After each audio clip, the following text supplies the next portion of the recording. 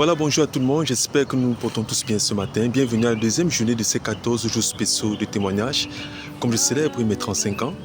Et sans plus tarder ce matin, déjà hier, peut-être pour ceux qui n'ont pas peut-être regardé la vidéo juste à titre de récapitulatif, je vous ai parlé de façon très succincte de comment est-ce que j'ai démarré ma relation avec le Seigneur. J'ai expliqué pourquoi est-ce que je mets de l'emphase là-dessus dans cette célébration.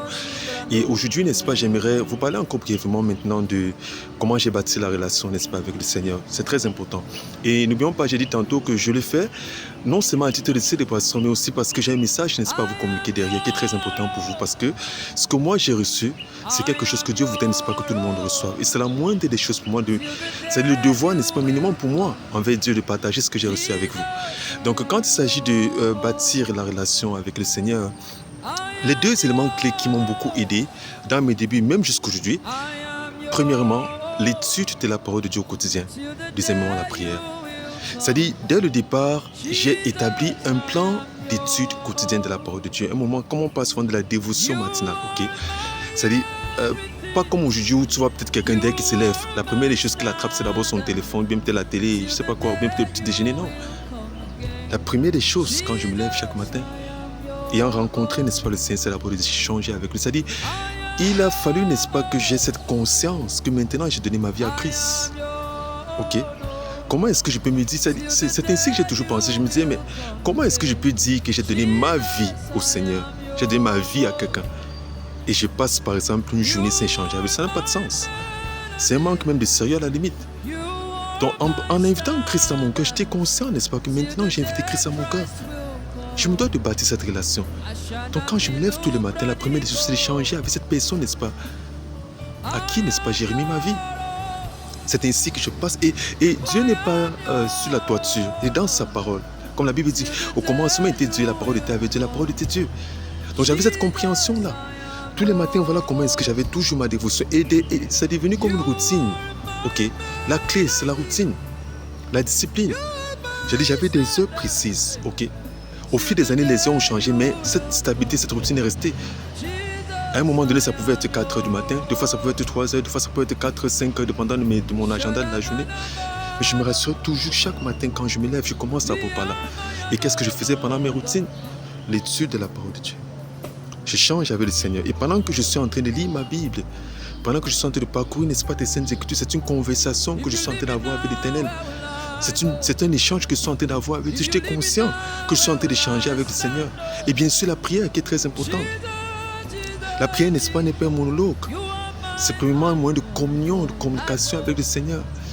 Donc l'étude de la parole de Dieu au quotidien, personnellement, à part aller à l'église le dimanche ou bien au courant de la semaine, j'avais mes moments et je les ai toujours de dévotion personnelle avec le Seigneur. J'étudie sa parole et je prie. Et j'ai appris très tôt, n'est-ce pas, que le meilleur moyen d'apprendre à prier, premièrement, de façon générique, c'est en priant.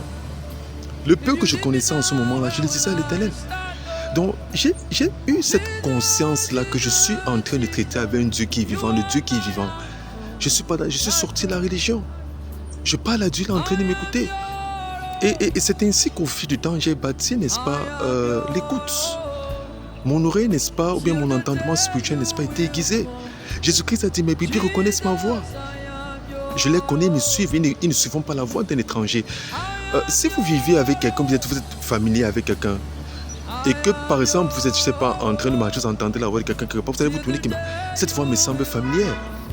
Comment est-ce que vous allez reconnaître la voix de Dieu si vous passez pas de temps avec lui? Donc ça c'est pour dire, n'est-ce pas, que j'ai dû passer du temps, n'est-ce pas, avec le Seigneur, dans sa parole, dans la communion avec lui. C'est comme un rapport avec le Seigneur, un échange avec Dieu tous les jours, ok, afin de pouvoir reconnaître sa voix. Et c'est ainsi, n'est-ce pas, et plus tu passes du temps ainsi dans la parole du Seigneur, plus, n'est-ce pas, tu es changé. Plus tu es transformé. C'est ainsi que ma pensée a commencé à être renouvelée. Ma perception de la vie a commencé à être changée. J'ai commencé, n'est-ce pas, à comprendre, n'est-ce pas, que la parole de Dieu, n'est-ce pas, pour mon esprit, ce que la nourriture physique est pour mon corps. Voilà encore autre chose. J'ai parlé tout à l'heure de la prise de conscience de ce que je suis dans une relation avec Dieu. Point numéro 1. Numéro 2.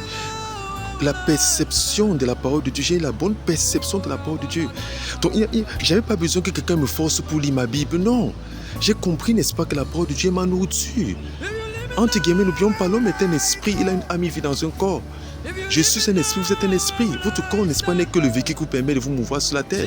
Donc j'ai compris ça très tôt que mon corps, ce n'est pas moi. Mon corps n'est que c'est-à-dire que s'il faut dire ainsi, cette carapace, ok, s'il faut utiliser, n'est-ce pas, le terme, qui recouvre, n'est-ce pas, mon esprit.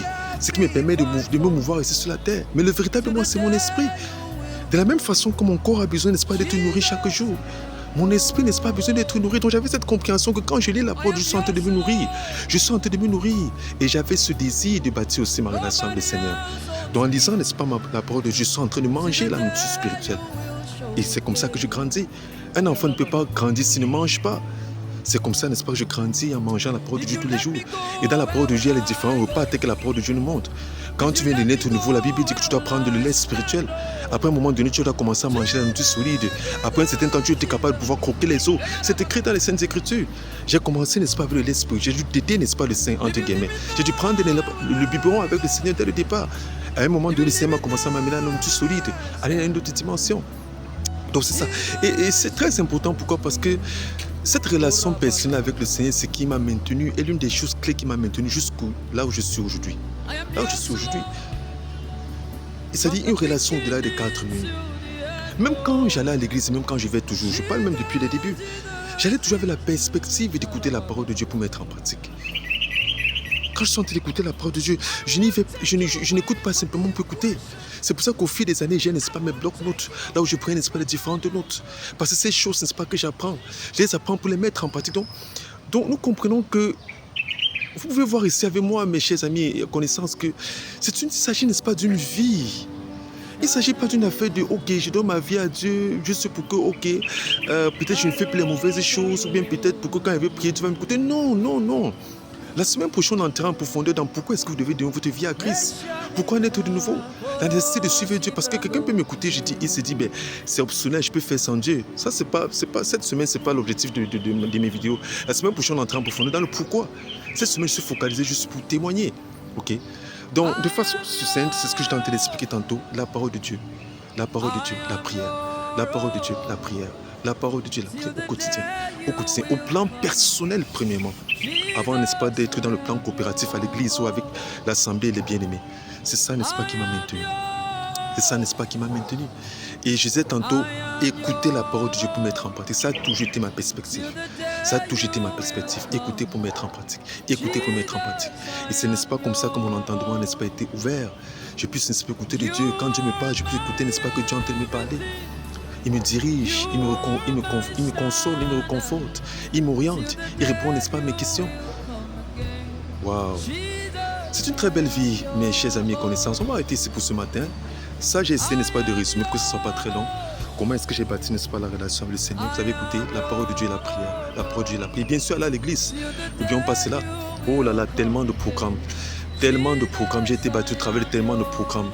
Dans mon assemblée, dans le ministère où je vais, l'église où je vais, pour différents programmes chrétiens. Mon entourage aussi, c'est très important. L'entourage chrétien est très, très, très important. La Bible dit, les mauvaises compagnies corrompent les bonnes mœurs. Dieu m'a permis de m'entourer de bonnes personnes qui m'ont épaulé, qui m'ont enseigné et qui m'ont épaulé, qui m'ont encouragé, qui m'ont dirigé, qui m'ont montré, n'est-ce pas, la voie à suivre. Ok? Parce qu'au moins, qui s'assemblent se ressemblent. Donc, l'autre chose, n'est-ce pas, quand vous donnez, n'est-ce pas, votre vie au Seigneur, peut-être je vais entrer en profondeur là-dedans, l'entourage. Ça, c'est autre chose aussi qu'il faut prêter beaucoup attention. Parce que si tu ne traites pas dessus, ça va te distraire dans ta marche avec le Seigneur. Et j'ai dû traiter avec cela dès le début. Ok? J'ai dû traiter avec mon entourage. On en parlera plus demain. Je vous souhaite à tous une très agréable journée. Merci pour votre attention. Que le Seigneur vous bénisse.